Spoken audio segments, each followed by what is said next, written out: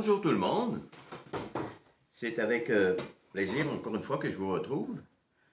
Et vous avez reçu le croquis de cette entrevue entre les mains.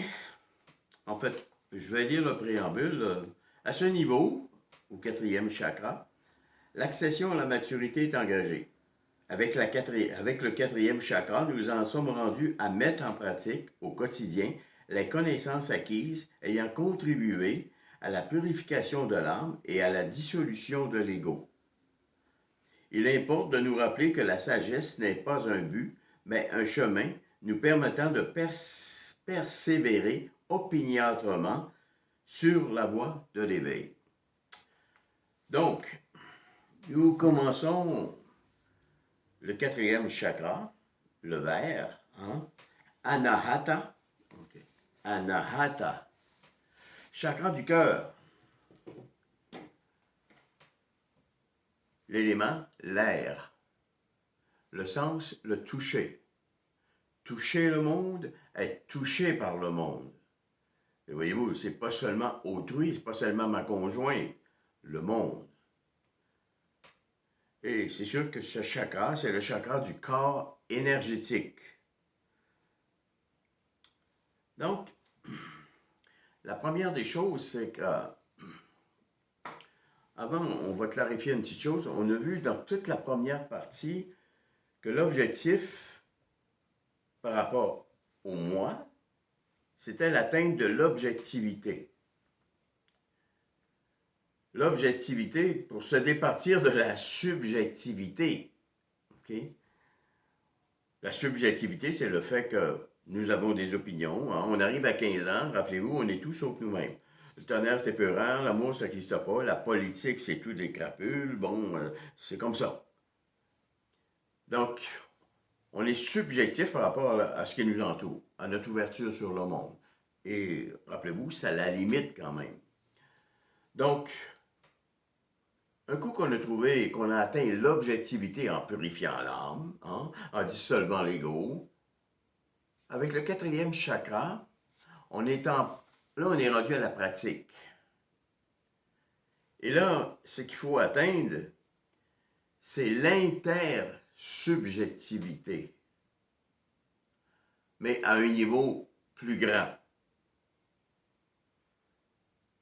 universel, cosmique. Donc, c'est le chakra du champ énergétique. Le champ énergétique, rappelez-vous, c'est composé des électrons associés au corps physique de tous les êtres et les choses du monde. Mon corps énergétique, à moi, c'est les électrons associés à mon corps. Les électrons, rappelez-vous, qui sont éternels, et là, on est au niveau de la lumière, mais pas n'importe quelle lumière, là, la lumière nouménale. On est au niveau de la spiritualité, du divin. Donc, il va s'agir ici d'harmoniser mon corps énergétique au champ énergétique électromagnétique de l'univers, à l'âme de l'univers, à la conscience universelle. On a appris comment faire dans toutes les 23 précédentes vidéos, et là, on est rendu à la pratique. Et pas besoin de vous rappeler que l'harmonisation avec le champ énergétique électromagnétique universel, c'est l'accession à la réalité fondamentale. Il y a quelque chose d'autre, d'absolu. On peut accéder à ça, rappelez-vous pourquoi? Parce que au départ, la première cellule qui me constituait, après que mes parents ont fait l'amour, il y a dans cette cellule tout le savoir et l'intelligence cosmique qui sait comment faire un œil, comment faire des poumons, ainsi de suite. Écoutez, c'est quelque chose, là. Mais ça se perd, rappelez-vous, à cause de l'enfance et de la culture, du système parental. Et là, on ne culpabilise pas personne. Donc, on peut retrouver ça. Et c'est le travail qu'on a à faire. Donc, quatrième chakra, la possibilité d'accéder à ce champ. Pour ça, ben, il faut faire certaines choses.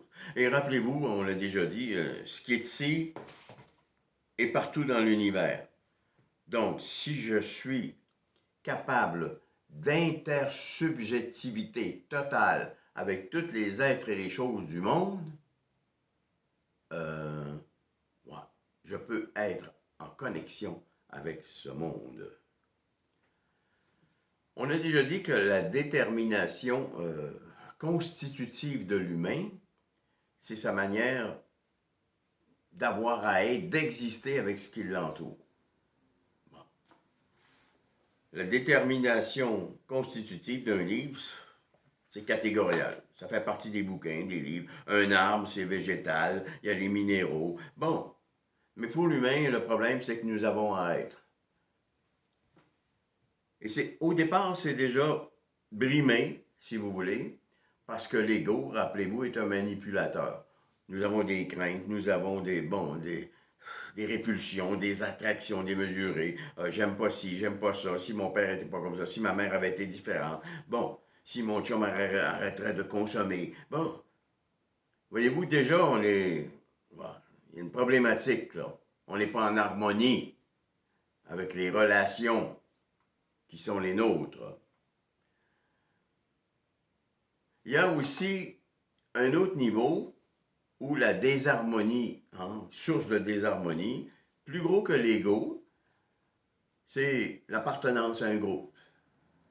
Au Québec, on veut parler français absolument. Hein. On est, bon, il y a les races, les couleurs, les noirs, ainsi de suite, les asiatiques, les groupes. On est judéo-chrétien, on n'est pas islamique, on en veut. Bon, l'appartenance à un groupe. Mais vous, ce chakra-là va nous amener à pouvoir dépasser toutes ces limitations existentielles. Donc, exister, c'est une épreuve au quotidien. C'est une épreuve au quotidien parce que le monde est encore plus avec l'information que nous avons maintenant, tous les médias nous provoquent d'une certaine façon. Oh, on voit des guerres, on voit des abus, ils nous confrontent à nous-mêmes. Est-ce qu'on est capable d'accueillir ça, de supporter ça? Ils nous convoquent aussi à nous améliorer, à le faire si on n'est pas rendu là. Donc, exister, c'est en quelque sorte éprouvant. Comment arriver à être en parfait équilibre avec ce chakra? Donc, la première des choses, ne jamais se perdre dans quelqu'un ou quelque chose par amour. Ne jamais se perdre. Ça, c'est vous. Ça, c'est le monde. Si vous vous perdez, vous êtes en symbiose. Si on se coupe totalement du monde, on est en psychose. Bon.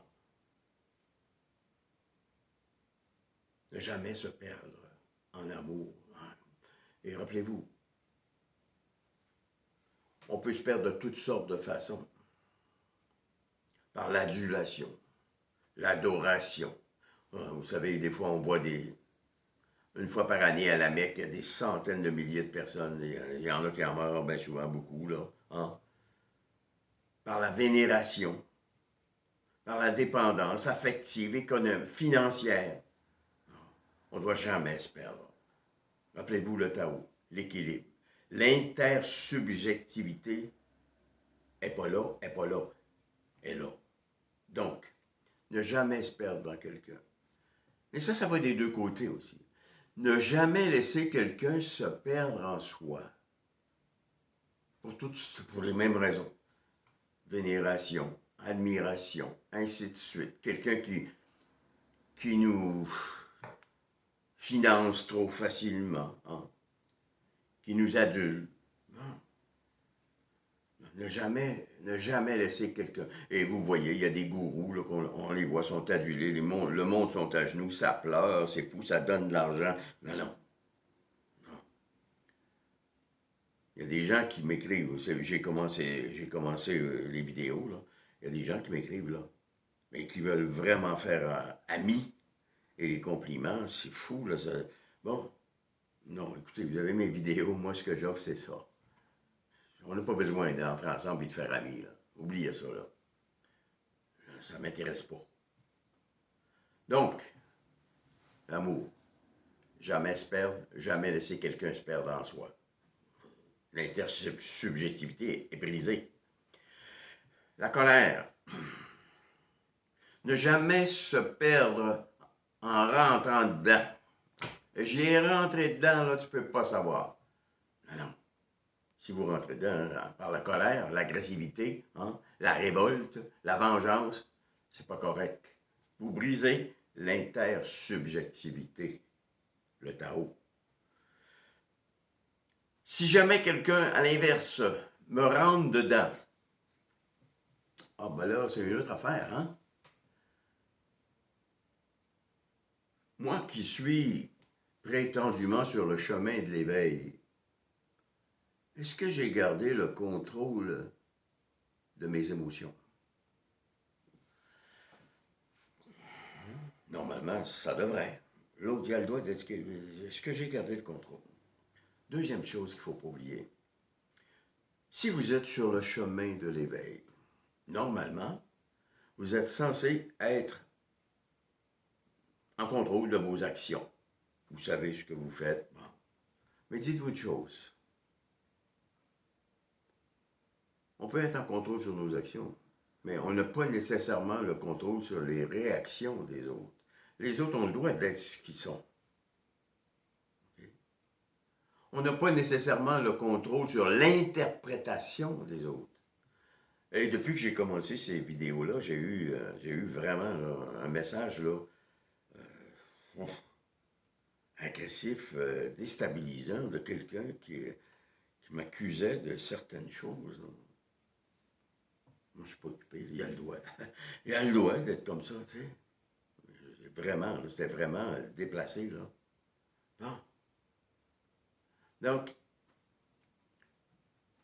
il y a aussi une chose sur laquelle on n'a pas le contrôle. Il y a des gens qui peuvent être complètement indifférents à ce qu'on dit. Ben, c'est correct, là. C'est correct, là. Écoutez, il y a 8 milliards d'humains sur la Terre, 1,625 millions de francophones, je pense, là. Avec Internet, ça en rejoint beaucoup. J'ai 120 abonnés sur mon réseau, là, sur ma chaîne. Bon. Il y a des gens qui ne s'intéressent pas pour ça, pas là. C'est correct. Une autre chose importante. Si quelqu'un vous rentre dedans, ben, dites-vous une chose, là. Chacun a en lui une part de bouddhéité. Chacun est une manifestation de l'être suprême, de la conscience universelle. Mais là, il faut faire attention, nous disait Freud. Il ne faut pas faire d'anachronisme. Voilà. Peut-être qu'il y a un temps dans votre vie où vous-même, hein, vous n'étiez pas nécessairement sur le chemin de l'éveil. J'ai 74 ans et je pourrais vous raconter des épisodes de ma vie qui montreraient sans équivoque que je n'étais pas nécessairement sur le chemin de l'éveil avant, on va dire, 34 ans. Donc, pas faire d'anachronisme. Vous savez, il y a des parents qui élèvent les enfants, mais là, faites pas ça. Ils voudraient que les enfants soient comme eux, ils pensent à 35 ou 40 ans. Ben voyons donc. Pensez donc, vous, comment vous étiez à 5 ans, 6 ans, 7 ans, 10 ans, 15 ans, 20 ans. Les conduits des autos en état d'ébriété. Bon. Avec, 18 ans. C'est ça. Jamais aujourd'hui. Donc, pas d'anachronisme. Yeah. Si on est éveillé, donc, normalement, on est supposé être en contrôle de ces facteurs-là. Ici, une chose importante qu'on doit saisir, c'est que la, l'amplitude de mon ouverture au monde dépend d'une seule personne, moi. On pourrait dire l'éveillé, si quelqu'un est éveillé. Ça ne dépend pas des autres. Le monde, il est ce qu'il est. Rappelez-vous le troisième chakra. Accueillir et supporter, en parfait contrôle de ses affects, de ses émotions. Donc, ça dépend rien que de moi, là. Ça dépend pas des autres, on doit d'être ce qu'ils sont. Le monde, il est ce qu'il est. Mais l'amplitude dépend de moi. Voyez-vous, à un premier niveau, on va ici placer un mot important, la cohérence. Il faut atteindre une certaine cohérence entre le cœur et la raison. Entre le cœur et la tête, habituellement, je dis. Le premier stade qu'on développe, rappelez-vous, c'est le stade émotionnel, sensible, premier stade de connaissance. Émotionnel, sensible, esthétique, passif, subjectif, physique. On a un paquet de sens. On voit, on entend. Bon. Et souvent, cette mémoire-là, cette mémoire du cœur, mémoire émotionnelle, de dire Balzac, mémoire du cœur, vient s'incruster dans notre néocortex, dans la raison, et nous empêcher de nous ouvrir totalement au monde. Donc, à un moment donné, dans la vie, il faut arriver à trouver une cohérence entre le cœur et la raison. Ce sont deux polarités, hein? Deux différentes. Pas contraires, mais différentes. Il faut trouver l'équilibre entre les deux. Le Tao joue là aussi entre la polarité qui est l'émotionnel et le rationnel. Il faut trouver une cohérence entre les deux. Et la cohérence est synonyme ici d'intersubjectivité. Hein? Bon. Et c'est important à un premier niveau. Mais là, il faut trouver ça, appliquer ça à un deuxième niveau. C'est-à-dire, on l'a vu, hein, je dirais même un troisième niveau, hein, dans le couple, il faut que ce soit ça aussi. Ça va donner des fruits dans le couple. Mais là, ça va donner des fruits si on a réussi cette cohérence, cœur-tête, à un niveau plus grand, avec le monde, avec l'univers, avec le cosmos. Et l'amplitude se comprend aussi par une métaphore taoïste. Si vous mettez un grain de sel dans la mer, il va perdre sa propriété, sa catégorisation d'être du sel. Mais il va être partout dans l'univers. Donc, si on arrive avec l'éveil, l'illumination, à être capable d'être, peut-être que votre fille ou votre gars dirait d'être méga cool, hein, au plan intersubjectif, c'est un peu comme le grain de sel. On devient, en fait, c'est notre aspect de microcosme qui devient en osmose avec le macrocosme. Et à ce niveau-là, on est en pleine... Parce que là, on est avec le corps énergétique, là, avec le champ énergétique, et vous savez qu'à ce niveau-là, on parle d'électrons, et la vitesse, l'espace, ça n'existe plus. Et là, c'est comme si tout d'un coup, all of a sudden, on avait accès à tout le savoir et l'intelligence cosmique. Et on va le voir avec le sixième chakra, l'intuition. C'est fantastique. Fantastique. Donc, on perd peut-être notre individualité, mais on devient en osmose, en union, en harmonie avec le cosmos. La semaine passée, j'ai parlé de la prière.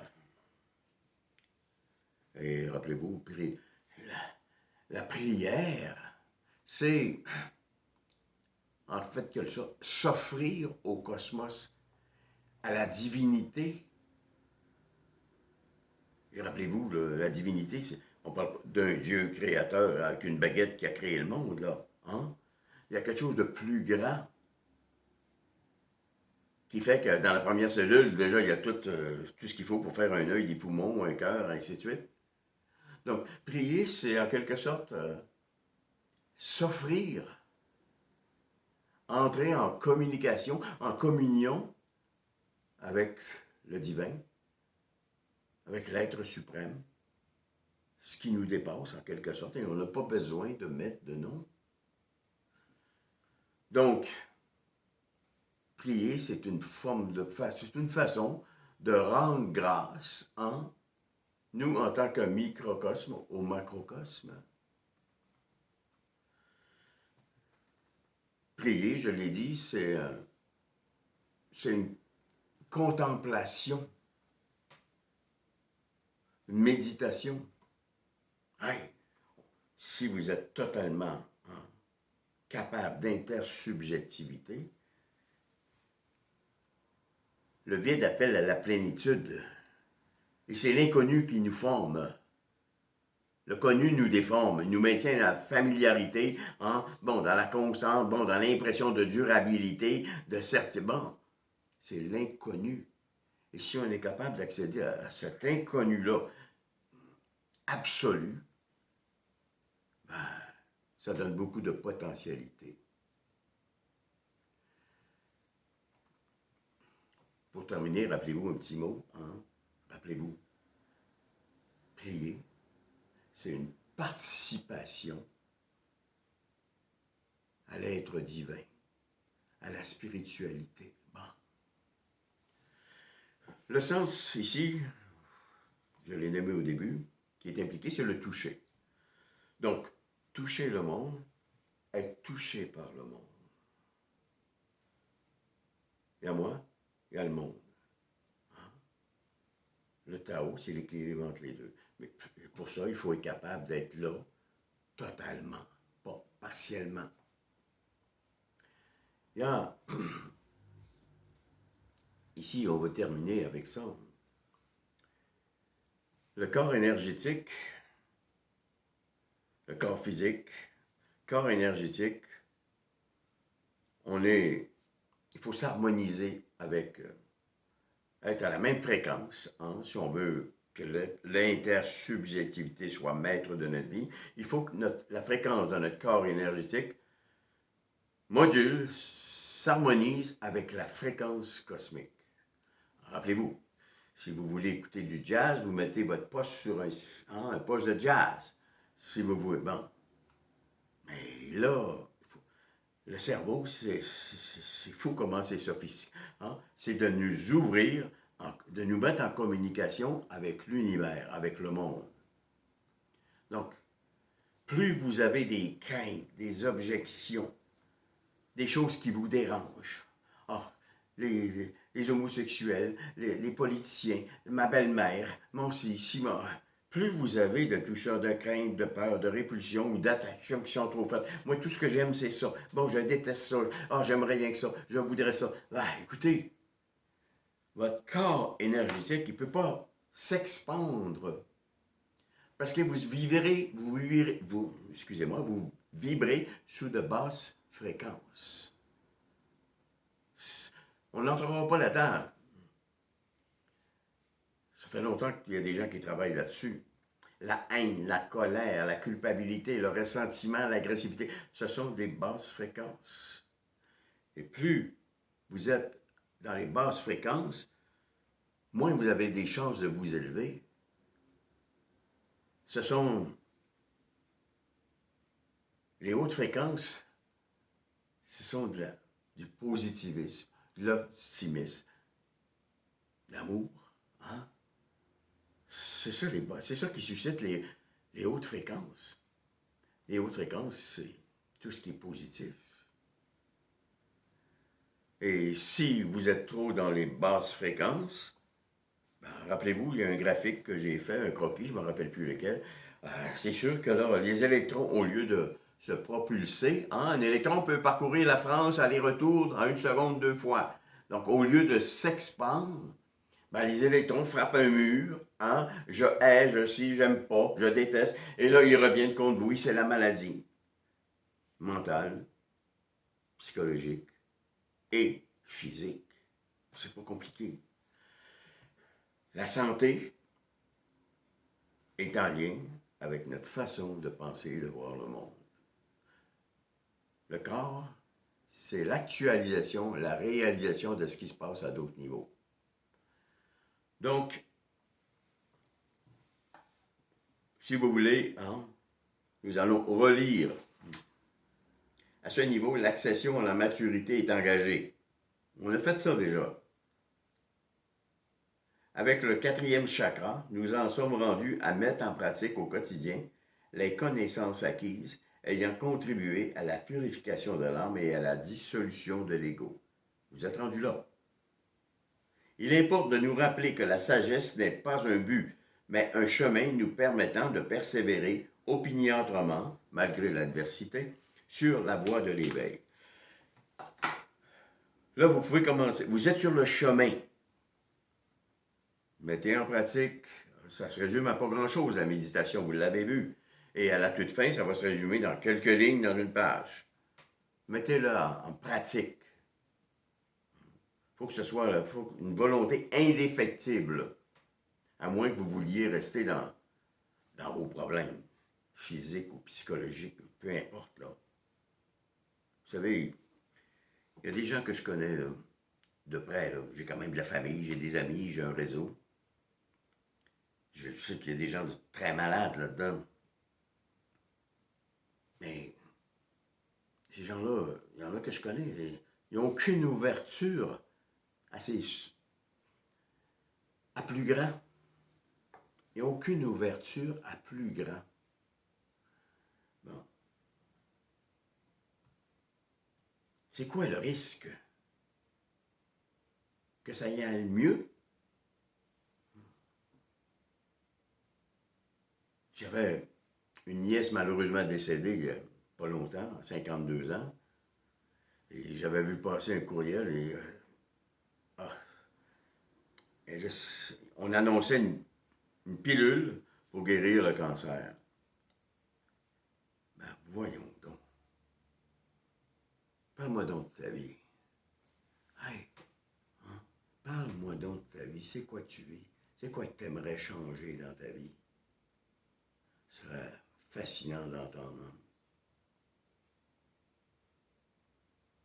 J'ai déjà eu une patiente, je peux en parler parce qu'elle est décédée, je pense que je l'ai su plus tard. Hein. C'était une religieuse qui était sortie de la communauté et qui s'était mariée avec quelqu'un sorti de la communauté également. Mais elle s'est aperçue quand ils vivaient ensemble, ils étaient alcooliques. Bon. Et en entrevue, elle me disait la chose qu'elle déteste, qu'elle avait le plus de répulsion, c'était la levée du coude. C'était bien dit quand même. Elle dit, des fois, j'y briserais les os. Hein? S'il a les os brisés, il ne peut plus lever son coude. À moins que, bon.